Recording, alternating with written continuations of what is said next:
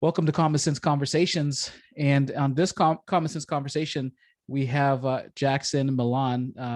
As you know, on Common Sense Conversations, I interview individuals who are interesting, who have expertise, who are small business owners, entrepreneurs, people who are actually setting trends across the country and who are business leaders. And it is my honor to have Jackson Millan, who's also known as the Wealth Mentor, with us. He is an award-winning entrepreneur and he's a wealth coach. He's the author of an international best-selling book, Enjoy the Journey, Creating Wealth and Living the Life You Desire. He's been featured on the bestseller list in 8 countries across 15 categories. Not just that, he has spent the last 12 years dominating the wealth and business strategy space, having worked with over 1,000 clients to help them build over 1.2 billion, that's with a B, all you people listening, in combined wealth. Jackson has personally scaled multiple 7-figure businesses and has helped many of his clients do the same. Jackson, welcome to Common Sense Conversations on the Common Sense Podcast. Thanks for having me, man. I'm currently in the Outback. We're now nearly 8 weeks into our year traveling around Australia in our fall drive with my girlfriend, Anna, and our 2 dogs, Dobby, the boxer, and Otis, the pug. So I'm just trying to shelter myself from the wind here so you can get the best of our conversations today, dude. So I'm looking forward to it. No, it's all good. I mean, I know that if you all are just listening to this podcast and you're not actually seeing this, he is literally in the Outback. I'm watching him outside, wind blowing. This guy is living his best life, man. It's amazing to see. And he has so much energy. Every time I talk to him, his energy is like sky high. It's amazing. So Jackson, how did you get so you're now called the Wealth Mentor, but what was before the Wealth Mentor? How did you build your way up to be in a position where you can mentor individuals to help them address wealth issues that they may be going through themselves? Yeah, great question, man. So it all started with my parents. My parents were business owners. My mum was a hairdresser. She tried to scale a salon for many years with very little success. And my old man was a bit of a dreamer. He tried his hand at every business that you could possibly imagine, but didn't really stick to anything long enough to see the fruits of his labor. And they always taught me as a kid, Micah, that if you want to be successful, you need to work hard for it. And this is coming from people that I saw working 16-hour days for as long as I could possibly remember. But one of the things that I realized pretty early on,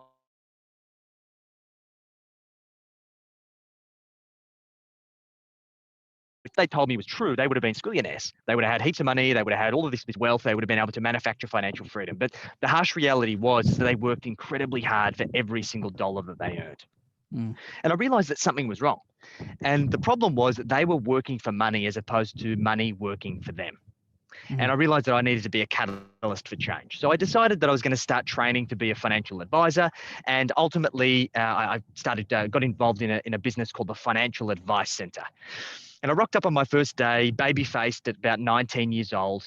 And I thought I'd made a massive mistake, because what I saw was a room full of about 400 individuals who were selling commission-based products to people like my parents who didn't need them. And I realized that this was wrong.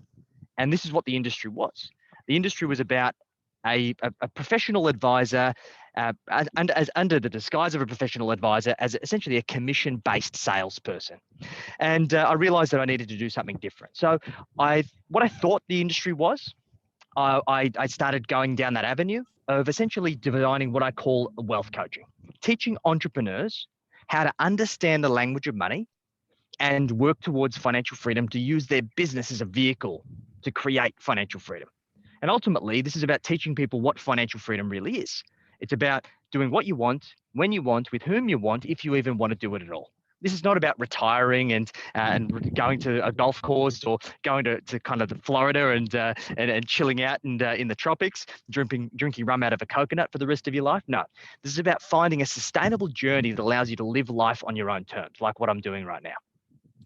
Yeah. So, my issue with individuals who are wealth mentors or financial advisors is, I started my business, I don't know, more than a decade ago.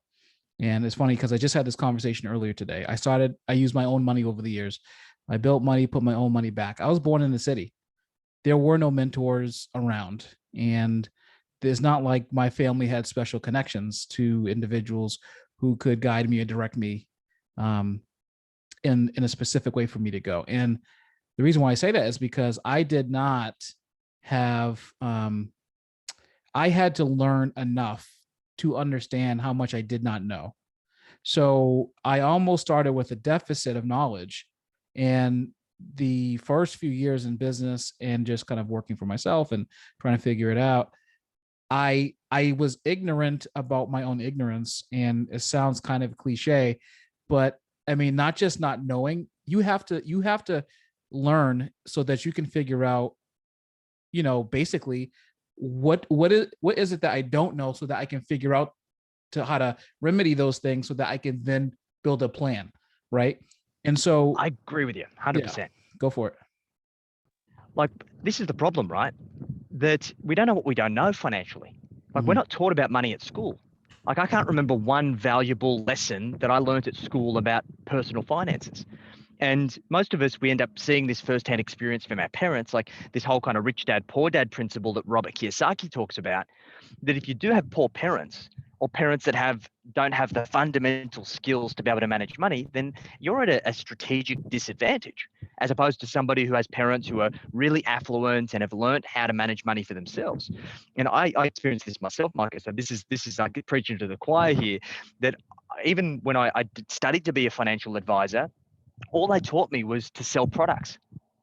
And like, products aren't going to help you achieve financial freedom. And for many years, I struggled myself financially because I didn't understand the fundamentals. And I got to a point where I was actually multi six figures in bad debt. My old man got sick and was diagnosed with late stage pancreatic cancer. I had to pay the family mortgage and basically put food on the table. And I racked up a lot of bad debt trying to get ourselves out of that situation. And I'm like, oh shit, like, how am I going to get myself out of this? And the system that I designed was about getting myself back on track for financial freedom. And I'm like, wow, why is this not taught? And then it's really been my mission ever since to teach people these fundamentals so they can make money work for them as opposed to them working for it. Now, did you set out to design a system, or was this um, something where it's like, well, let me try a mixture of things that I'm observing or reading that people have done, and kind of work my way from that? Because oftentimes what you find is you find people out there who claim to basically have invented the atom, and how to dispose of nuclear waste in a a eco-efficient way. And it's just like, it's all bullcrap. And this is why the people are rightly skeptical of wealth coaches, because a lot of what they say is simply just bunk. And so how did you what was a turning point for you where you're just like, well, let me try a little bit of this? Was there someone that you read? Was there something that you did? Was it just a strategy that you wanted to try, that you had heard about and didn't really know much about and then failed? Tell me a little bit about that. Yeah, the first thing is that most people get caught up in the trap of chasing strategies and tactics. They're like, oh, should I invest in property, or should I invest in shares, or should I flip businesses, or should I do short-term rentals, or should I buy crypto? And all of these things are just vehicles that can get you to a destination potentially. The big problem is, and where most people failed and where I failed for many years, is that I didn't have a roadmap. Firstly, I didn't get really clear on what financial freedom really meant to me, the house I wanted to live in, the lifestyle I wanted, the holidays I wanted to go on, the freedoms and flexibilities that I wanted my business to provide me, the passive income that I needed to be able to facilitate all of those goals. And then secondly, I didn't have a system to reverse engineer that into an action plan to be able to measure my success. And because of this, myself included, and many people, they end up making subjective financial decisions that they think are the right things at the time. But then in hindsight, they go, oh, that was a really bad decision. I shouldn't have done that. And the problem is not the decision itself, it is the decision making framework that they used making the decision in the first place. So the first thing that I designed out of necessity, because I was at a crossroads, I either had to declare bankruptcy and then allow the next 7 years basically to be a complete write-off and then hit the reset button and start again, or I needed to find a way to earn my way out of the dire situation that I was in, recovering after my dad's diagnosis. And I decided to do the latter. So what I did is I basically designed a system that allowed me to document all of my goals, dreams, and aspirations over 20 years. We now call this exercise the annual roadmap. And by documenting all of our goals over 20 years, it allows us to get extreme clarity and create what we call a three-dimensional plan. Because the biggest issue here is, Micah, that most people are one-dimensional planners. They have one big goal or a couple of big goals that they're chasing, and they chase them blindly as if they were a horse with their blinders on. And what ultimately happens is that something else comes up along that timeline, and they now need to make a scarcity-based decision because they do not have enough financial means to have everything they want. But let me give you an example. I want to buy my dream home, but I also want to go on this nice holiday with my family to Disneyland. I want to buy that next investment property, but I also want to buy that new sports car, right? This is a scarcity-based decision because we don't have enough means to have everything. Now, I'm a big believer in having my cake and eating it too. So by creating a three-dimensional plan of mapping out all of my goals and then reverse engineering that backwards, I can now set an income target and a wealth target. That's step number one. Yeah, interesting, because it's funny because I do small business consulting, and one of the first things that we talk about when we're going over a plan for a business is, what kind of life do you want to lead? Like, so how do you want your business to function so that you've hit your goals? And I think, I'm not sure what it is. I'm not sure if it's like movies that people have watched, or how they perceive entrepreneurism, or what they think like a smart businessman does, and how they, or a woman, how they act. And, but a lot of people basically, what they do is they act like these life goals are subjective. They don't really matter. Like, no. I get it. Everyone wants to live on a yacht. They kind of hand wave. Everyone wants to live on a yacht. Everyone wants a big house, or everyone wants a fast car. And they're like, but tell me what I need to do. Right. Like, they kind of skip over this part about the life, and they're like, no, but tell me what I want to do. And it's just like, no, you don't understand. You can't go anywhere until you first decide where you're going. Like, nobody sets out on a journey without an end goal in mind. You don't go on a family vacation and hop on a plane and the plane just circles the globe. You don't go on a car road, like a car trip, without having an end destination. You can't even start, a business. Never mind grow a business, never mind get wealthy or whatever, without first deciding this is the end. This is what I'm building for, and this is who I'm building for. And I think a lot of people have you found working with people, like, they kind of dismiss this like subjective part of life, like from the beginning? 100%, man. Like the common objection I get is, oh yeah, I want these things, but I'm going to deal with that later once my business is at a certain point. I just need to hit that 10K a month, or I just need to hit 50K a month, or I just need to get my business to 7 figures. And then I'm going to have the financial means to be able to think about all of those things. But they're losing sight of why they're in business for the first place. Like, every single business owner I've ever spoken to is in business because they want to create freedom and flexibility for themselves and their families. They want to get out of the golden handcuffs that they had in their corporate or their day job. They want to be able to earn more money because they know that they're worth it, because they know they're good at what they do. And they want to have freedom and flexibility to pick the kids up in the morning and take them to school, and go to the ballet recital, and be able to go to the school sports and those kinds of things on the weekend. But the harsh reality is, for the vast majority of business owners, is that they end up creating golden handcuffs for themselves. Again, they become a slave to their business. And it is because they are not treating their business like a vehicle. Because business is the best wealth creation vehicle that you can have, but only if we position it as a vehicle. The fundamental issue is that most people treat their business like it's a baby. Like, even some business owners call their business a baby. But let's put that into perspective here, right? Let's think about a real life human baby. A human baby is reliant on you. You can't leave it on its own. Otherwise, it's going to hurt itself. It needs to be fed. It needs to be taken care of. It's a huge amount of responsibility. And aside from the warm, fuzzy feeling that you get inside, there's very, very little return on investment. Now, do you want your business to be a baby? Or do you want it to be a machine that allows you to produce profit and cash flow that fuels all of your goals, dreams, and aspirations? That acts as a vehicle for you to live your dream life, because that's what business is supposed to be. And it all starts with getting clear on your own goals, allowing us to then position the business appropriately as a wealth creation vehicle, because that's what it's intended to do. Yeah, no, I like it. I like it a lot, and you're absolutely right. You have to get real clear. It's almost more important to have more specificity about where you want to end up then more specificity about how you want to start your business, because you have coaches that can help you start the business and stuff like that. There's plenty of stuff out there, but there's almost nothing out there really that addresses the, what we're talking about, at the beginning of this process, Exactly right, mate. And what we do for our clients is that we take their 20-year roadmap, we break that down into an income target and a personal wealth plan. We then reverse engineer that income target into their business. And then we reverse engineer that all the way back to their leads. So if I can connect the leads that you need in your business to the income target that you need to achieve for you to have all of the goals, dreams, and aspirations that you've ever wanted come true, how much more motivated are you to hit those targets, to track those KPIs, to do the work? And this is just the simple principle of what gets tracked gets measured, and what gets measured gets improved. Yeah, I also get the question, and this is not what people who I'm obviously consulting with, but like in general, like what kind of business should I start?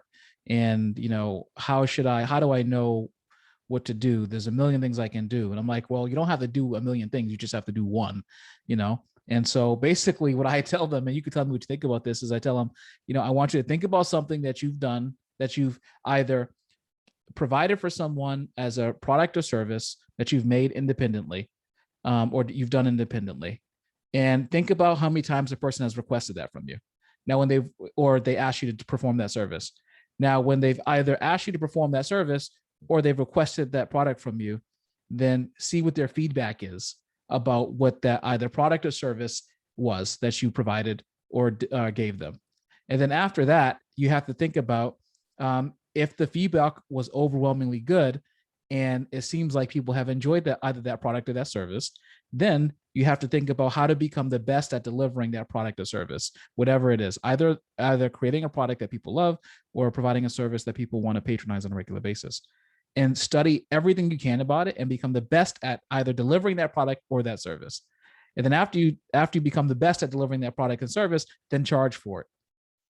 Market it and charge for it. And that's how you start a business. And that will kind of lead you to a path that you want to be on.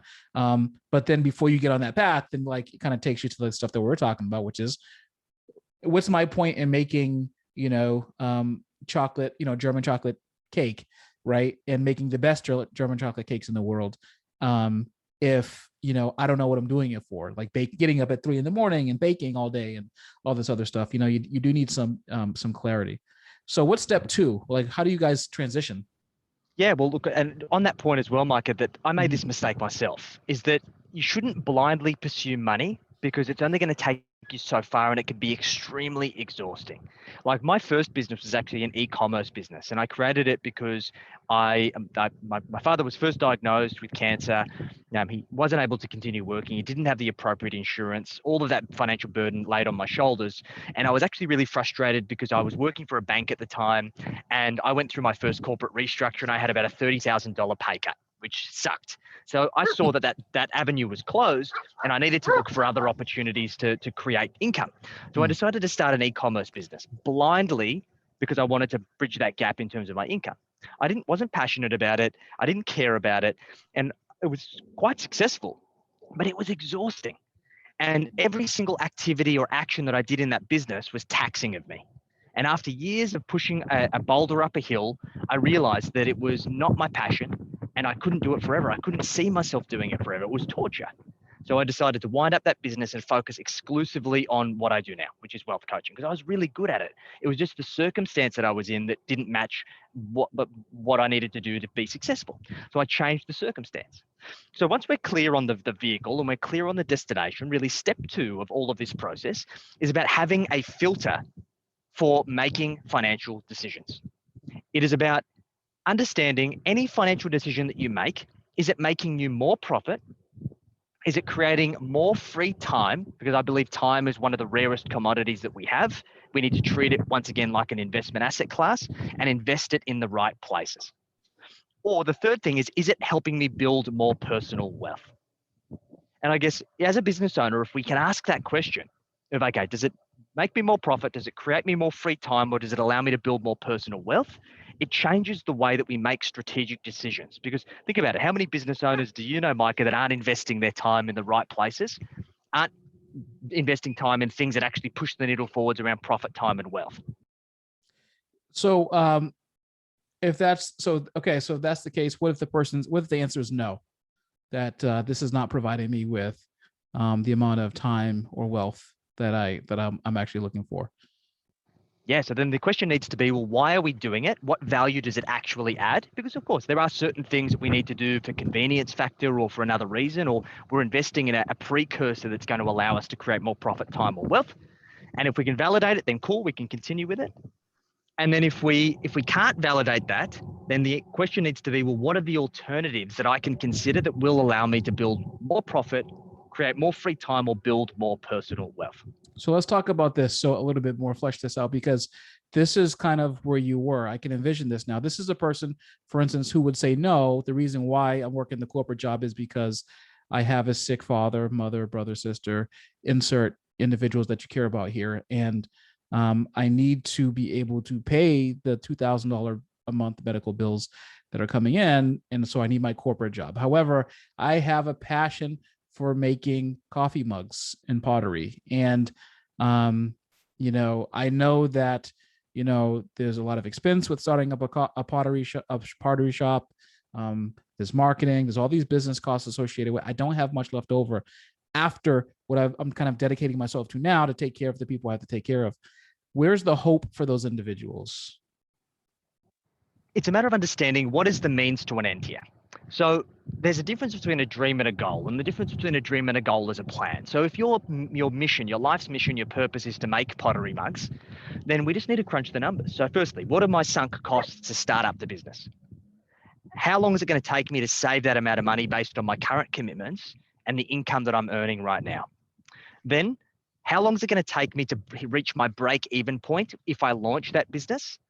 And how can I get to a point to replace my corporate income so I can focus on this business full time? Because ultimately, we've got three levers that we can pull in business and also in wealth. There is how much we're prepared to contribute, so our sunk costs to starting a business. There is the risk that we're prepared to take, and there is how long we're prepared to wait. Because we can apply this to investments too, right? Like, let's say we're investing in the share market and we want to use the share market to manufacture financial freedom. We need to look, how much can we put into the share market? What shares are we going to be buying, and what is the estimated rate of return that we can expect? Is it a 10%? Is it 8%? Is it 15%? And then with those two things combined, how long is it going to take us to achieve the goal? And if you are not happy with the outcome being the time it takes, then you need to pull those first two levers harder. So what we do with many clients is that we say, okay, well, if you want to create this great business, and let's call it arbitrarily, it's going to cost you $50,000 to start. Mm-hmm. And that's going to take you on your current trajectory 10 years to get there. Well, what can you do to earn more income in the first instance? Can you start a consulting business? Can you do some other type of service business that has a lower barrier to entry in the interim that's going to help you create more cash flow to allow you to get to that goal faster? It's interesting because I think a lot of people think, maybe it's not sexy to them. This stage is not really sexy because it's a lot of hard work. It's long nights, early mornings, it's weekends, it's holidays, it's time away from doing the things you enjoy. So you kind of have to go through the grind. And, I think that all these platitudes exist because it's a repeatable and predictive, time-tested struggle that entrepreneurs have gone through. And it's not the answer that everyone likes, but it's the answer that all entrepreneurs have, which is that I had to sacrifice. I had to eat sardines and ramen noodles. I had to, stay up nights and weekends. I had to miss out on important events to meet deadlines or whatever the case is. And, look, no one wants to hear that the answer is to drive Uber to make an extra $20,000 a year, to take that money and save it, and then turn it into wealth. But one of the things I like that you're saying, that you don't hear a lot, is that when it comes to wealth building, is that it doesn't matter what the vehicle is, how you earn and generate the cash. And I think people are too stuck on that, right? They say like, oh, start a business and it's sexy. And you have an office with a dry erase board and you're writing on it and it's web conference calls and like you're telling people what to do. And wealth building could be driving Uber, making extra 20,000 for a deposit on an investment property that you're going to leverage, in exchange for like more investment property, right? So, I think that mindset, a winning mindset is to, like you said, when you get really find out about your goals, it may not necessarily be about one single method of generating money in order to turn it into something that you can build wealth on. It could just be about opportunities that have some kind of mixed use in order to generate that, so that you can then take the amount of money that you need to kind of flip it and really pump it into a wealth building strategy. You nailed it, mate, because the reality is this is all about creating wealth. And there are only three ways to build wealth in this world predictably. There is business, there is property, and there is shares. And you don't necessarily have to be a business owner or an entrepreneur in order to manufacture financial freedom. Like, I've had clients in the past that have had really modest household incomes of $50,000, and they've been able to amass multi-million dollars in net wealth. And on the flip side, I've had clients who run 9-figure businesses who don't have a dollar of wealth to their name. Mm-hmm. And the difference between those two people is the ability to control cash flow, because it's not your earned income that will make you wealthy. It is what you do with your earned income that counts. And if you believe that you can earn big money and then live this big lifestyle and achieve financial freedom without understanding how to control your cash flow, it's not going to happen. Mm-hmm. Because what will ultimately happen is, as you earn more money, as your business grows, you're going to suffer from this phenomenon called the cash flow creep, where your expenses are going to increase proportionately, in some cases exponentially, to your income. And you're going to end up in a very dire situation. So if you can learn how to control cash flow now with a modest income and make that cash flow work for you, it's going to make a big difference over the course of your wealth journey. It really does call to mind the book, The Millionaire Next Door, where I think it's Thomas Stanley. I think he addresses the millionaire, who really are the millionaires next door. And in that book, he talks about UAWs,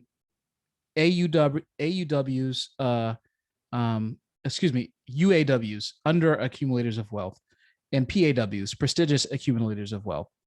And one of the things he says is that you might think that an individual who you deem as being in a high status occupation, doctors, lawyers, people like this, who typically earn significant annual revenues through their professional work, are prestigious accumulators of wealth. A lot of that has to do with the fact that they have the ability to buy pretty substantial items in a short period of time, because they can generate a lot of money in a short period of time. However, on average, there's more bankruptcies filed with things like doctors and lawyers they have a higher rate of bankruptcy filings than in other professions. And a lot of it has to do with, I think, what you're saying about, that cash flow creep, and how expenses start to grab a chokehold, and they don't know how to manage money. And there's a difference between knowing how to generate money and knowing how to manage money. Like, those are two different skill sets. I think that's a great point. Exactly. I agree. And the other part here is the issue of keeping up with the Joneses. Like, you don't want to be the high-flying lawyer or doctor driving a Daewoo Lanos, because you go from driving a Toyota Camry to driving a Lexus or a Porsche, right? You go from drinking a $20 bottle of wine to drinking a $100 bottle of wine. You go from living in a lower socioeconomic neighborhood to living in a really high level neighborhood. And that comes at a cost. The keeping up appearances is actually a massive detractor from your ability to build wealth. It is. Not to cut you off, but have you ever talked to like a doctor or a lawyer, and like when you go 3 layers deep beyond like the purchase, then you really do start to understand that they feel pressured to live a certain lifestyle, because people don't want to see their doctor driving, a Toyota Sienna, right? They think that they wrongfully equate success with what you're driving, what you have on. Are you rocking Hermes, right? Like that kind of stuff. Exactly. And that's the thing. That's the people who wear that are typically the ones who have the lowest net wealth. Like, and I made this shift because for a very long time, Micah, when I was younger and more ego driven, I drove the AMG Mercedes and I lived the lavish lifestyle and wore the designer brands because I thought that's what I needed to do in order to appear successful. But what I realized is that I had a mentor who'd wear tattered clothes that he'd buy from Kmart and wear them to death, because he realized that his identity wasn't by the way that people judged him. he only cared about the opinions of the people that truly knew who he was and understood his real value, that was a beyond the superficial view. And I made this transition many years ago, that I dress very modestly. I don't look like a finance guy. I don't wear suits. I don't drive a fancy car. And I now live like a traveling gypsy in the back of a four-wheel drive, because that's the lifestyle that I want to live. Right. And it was when I made that shift that I was actually able to exponentially grow my wealth. And it's just understanding and getting clear, are those things that you're buying, that lifestyle that you're trying to appear to have, a way of covering up for a deeper issue with your own self-esteem? Yeah. And that is a very, I think it's a personal question in a lot of ways, because a lot of the stuff goes back to childhood, which you felt like you had or didn't have when you were a child. Personal insecurities, why individuals feel like they need to present a certain way in society. And that does not, I don't want to be irresponsible and say that you shouldn't be worried about presenting in society a certain way, because there is utility in dressing nicely, and presenting yourself well in society. But what we're talking about, I think, is slightly different than a person who, for instance, has a nice suit, or a woman who has a dress or something, who presents nicely in society and who kind of looks put together, because not only does that make you feel better, but it also it shows that the world, that you're ready to deal with the world. And that's a big part of kind of engaging people on that kind of that sensory level. But I think that, maybe what we're talking about is kind of going beyond the scope of our financial capabilities and doing it either ignorantly or doing it consciously, and, some people consciously go beyond their wealth and they know that they can't do it. And some people do it ignorantly. And they have, they really have the ability to, to kind of turn it around, because there's nothing like not generating cash from a business that you started for a long period of time. And then you start generating cash and you haven't had cash before, because you've put everything you had into the business, and then now it's there. And now that's really where the art of self-control really comes in, right there. And it's about having balance, Micah, because I don't believe in this whole phenomena that we've been taught by the previous generation of shrinking yourself wealthy. Because I believe that our parents and then their parents, they lived a very frugal lifestyle in many cases because they didn't have a choice. They had limited means, they had limited control over their destiny. Like, think about it, even 30, 50, 70 years ago, the barrier to entry to starting a business was huge. Like, you had to have a factory, you had to have hundreds of workers, you had to, the costs to get into running a business were pretty significant. Whereas today, those things don't exist. The ability for us to manufacture cash flow and opportunity is leaps and bounds ahead of our parents and their parents. So we need to make sure we reward ourselves for our hard work, because if you're working so hard in your business and you're making good money and you're not taking chips off the table, you're not patting yourself on the back and rewarding yourself for those achievements, it will catch up with you eventually.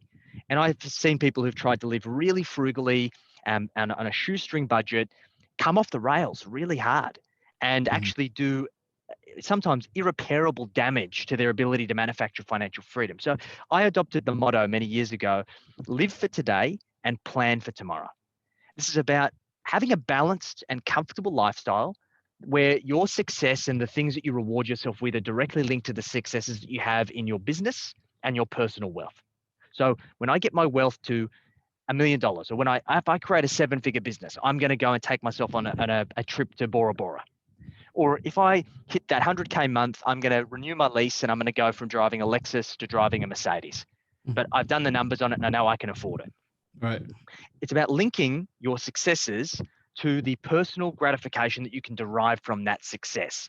And this will allow you to have the motivation, to have the determination to continue to push on. And this is the reason why I can approach this with such high energy, is because I know that when I achieve certain milestones in my business, when I help more people achieve their goals, I win and I can live a better lifestyle. So it's everyone wins. So you extolled the virtues of the lifestyle business, right? And creating a lifestyle business.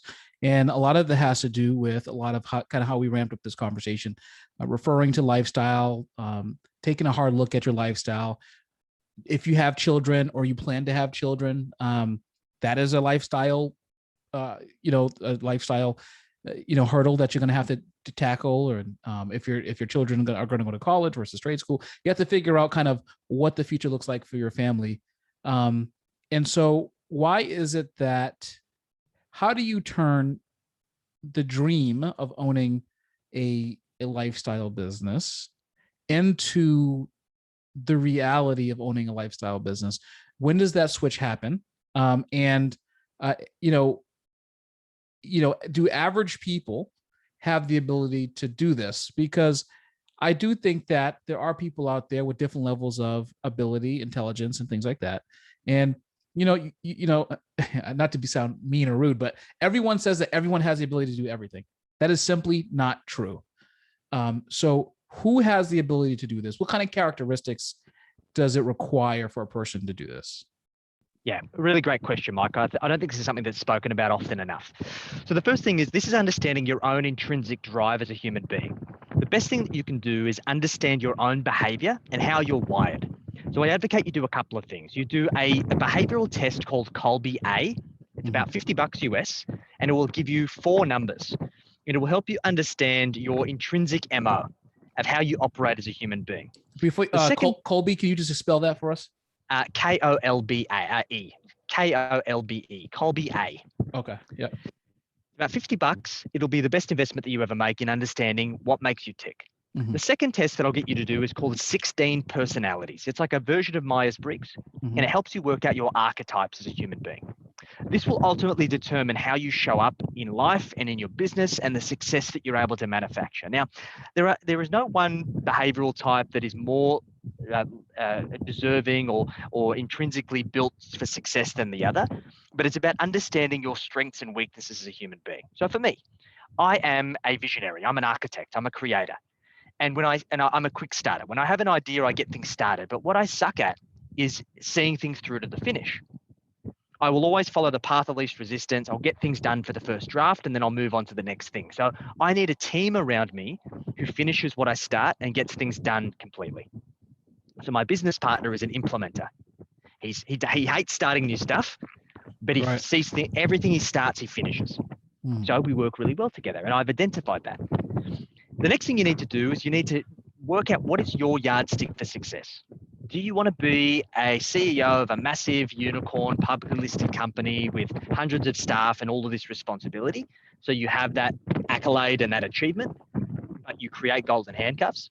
Or do you want a lifestyle business that affords you the ability to live life on your own terms and have the real freedom and flexibility that your business can provide you? Because those are 2 very different ends of the spectrum. And the third thing you need to understand is, how do you scale a profitable business in whatever vertical you are in? Now, my business is an online business. It's a coaching business. I can run it from anywhere that I have an internet connection. However, if I was running a pottery business where I was making mugs, it would probably be a lot more difficult for me to achieve this level of lifestyle. So it's about understanding what are the pros and cons of your particular vertical of business, and recognizing those things and building your business around A, your personal attributes and strengths and weaknesses, B, the type of business that you want and the life that you want, and C, the constraints and limitations of your business model. Yeah, it's funny. This realism is sometimes lacking in this thought process. Individuals just think, oh, I want to make these hats. If I could be a millionaire selling these hats don't exist in the marketplace. But yet they end up selling a few of them to friends, or friends feel bad and just give them cash for the hat, and it never really takes off. And I wonder if that's because they never really thought their way through it. I mean, seriously through it. Or if they started to become uncomfortable with what it would take to get there, and therefore that basically humbled them back into, being someone who talks about doing something and never does it. And I wonder if that's, it's like, I'll put it this way. I remember talking to someone about what it would take to kind of start up a business. And I just wrote down some basic business requirements that you need to run a business. And it was so overwhelming for the person They simply just said, well, I have to think about this. I'm not sure if I have the time. And, you know, I don't think that people are realistic with themselves. You know, it takes like three or four times the money, 5 times the time, and 12 times the energy to start a business for it to be successful ultimately, kind of at the end of the day. And I use the saying, beautiful baby syndrome. That is my thing. Beautiful baby syndrome is when you have people out there, they think a baby is cute because it smells like baby powder. It's cute. It's been freshly washed. The baby's skin has been lotioned and it smells great. And all they see is the final package of this baby. And I want one, I want one, I want one. What they don't see is the week before, the baby had a cold. It was never went to sleep. The mom was on the floor of the bathroom with the shower turned on, with the steam filling up the bathroom, rocking it to sleep, waking up every 2 hours, had to be all the work. You know, they changed the diaper that was dirty. Then as soon as they button the baby up, it pooped, and you change it again and you have to wash it again, like literally a second later. So like, there's people have this beautiful baby syndrome when it comes to these businesses, these fantasies of living $500 million, having, you know, riding around in a $500 million a yacht, right? Most of the time, like, that is generational wealth that has those yachts. It's not like brand new money. There's fractionally, it's 100%. Like people who have new money that are riding on these yachts. Other than that, it's families that have had generational wealth over years that have those yachts. And people are insane to think that they could just kind of get there. And even these millionaires that are like playing professional sports don't have the yachts because those yachts are so too expensive for them to own, you know, costing $100,000 a day just to run those things. So like, you know, this beautiful baby syndrome exists, and I try to snap people out of it, because before they go down the road of the business, it's like, okay, well, if you just added a second part-time job and invested smartly, you could be, in 10 years, you would be so much better than wasting your time trying to start a business. I agree with you wholeheartedly, mate. If you're not passionate about your business, if you can't see yourself running your business for the next 10, 20, 50, 100 years, then don't do it, because it's going to be exhausting. It's going to cost you far more in not just money, but also time and energy and bandwidth and just things that you're just not going to be able to get back. Because if you're not truly passionate about it, you're not going to stick the course. Mm-hmm. Because if you're not passionate about it, it's far too hard to stick to it for the long term.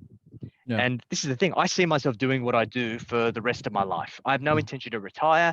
Now that I've got myself to a position where my business, my team, I've got a team of 27. They take care of pretty much all of the day-to-day operations and allow me to do the fun stuff. Coming on podcasts like this, doing speaking engagements, producing content, essentially helping change lives at a higher level.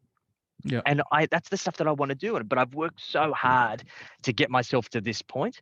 Mm-hmm. And if I wasn't passionate about it, there would have been no way in hell that I would have ever got here. Right. You know, the worst thing is, how old are you? Are we the same age? I'm 32. Okay. You're 32. I'm 38. I'll be 39 this year. I'm almost 40 next year. 40's coming. I see these 22-year-olds with these YouTube commercials telling me how to build wealth. It's insane to me. And I'm like, I gotta give it to some of them. Some of them are making money because I don't know who they're convincing. Maybe their peers in their own age group to do this. But I can't imagine listening to a 21 or 22-year-old who has never lost anything trying to build a business, who has never mopped a floor in their own business, who has never had to work an opening or closing in their business, or had to put money on the line or had something on the line in order to make their business successful. And they turn themselves, and I think this is kind of why coaches at times get a bad rap, is I think they give these grand speeches about all you have to do. And it's like, no, you have never sacrificed a darn thing in your life to get, at all. Right. And you're talking to a room full of people who are sacrificing maybe just to even be in attendance to learn one thing that they can bring back to change their life. And oftentimes their value is not there. People go there and they get revved up, but they don't get substance. And that's one thing I liked about you when I had researched you, is I like the substance that you bring to the table. And the substance is more important than anything else, right? The content is always more important than context. And it does, you can take that and talk about politics or anything, right? Media in particular, context. When people play on context and try to manipulate it, that's politics. But content is way more important than context, no matter what you're talking about. And, I just find wealth management such a crucial piece of life. It's a life skill, like swimming, right? Like learning how to swim to me is a life skill. Like building wealth is a life skill. And it's just not taught out there to business owners or to individuals who are looking to start their own business. But Jackson, we're coming up on our time, but I kind of, I think you and I could probably talk for 3 hours. I think so, man. Where can people find you? What do you have going right now? What do you want to tell people about that you're excited about that you're doing? Yeah, so to give some clarity, we only work with service-based business owners who are doing over 10K a month, because we want people who've got a proven business model, that they've done the work they needed with someone like yourself, Micah, to get that business to a point where it's working, it's pushing forwards. And then at that point, we help them create a financial operating system that helps them create more profit, turn that profit into personal wealth, and get them a clear path to creating financial freedom. Now, the best resource that you can get is we developed a 40-point performance scorecard that shows you the top 40 things that you need to do to get you on track for financial freedom. The scariest thing is that the average score across thousands of clients and prospects that we've got to do this is that the average score is 18 out of 40, which means that the average business owner is below average. So do the scorecard. It'll take you 5 minutes. It'll give you some insight around how you're tracking. Don't worry too much about what your score is. Look at the no's that you can turn into yeses as quickly as possible. Because typically we've found that most people who do the scorecard, they can add 10 to their score in 30 days or less. So we'll put a link in the show notes for that. If you are a service-based business, you are looking to increase your profits and systematically build more personal wealth to be able to manufacture financial freedom, hit me up on Facebook to search for Jackson Millan. We've got a free Facebook group. You can connect with me. Let's have a conversation, see how we can help you push things to the next level. Yeah, that's awesome. That's your website is wealth-mentor.com.au. Australian domain you have there. Do you have a US domain too, or does the US one? We're proud of our Aussie roots. We work with clients all around the world. So yeah, feel free to reach out. Doesn't matter where you are. The fundamentals of finance are exactly the same. We'll teach you how to understand the language of money and make it work for you. So yeah, wealth-mentor.com.au is the best place to go. Awesome.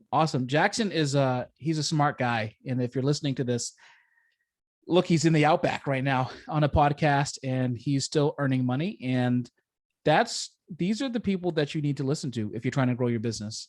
People like Jackson who are actually living their lives, and they are, building recurring revenue while still enjoying their life. And that's a pitch that is often made, but the nuts and bolts aren't talked about.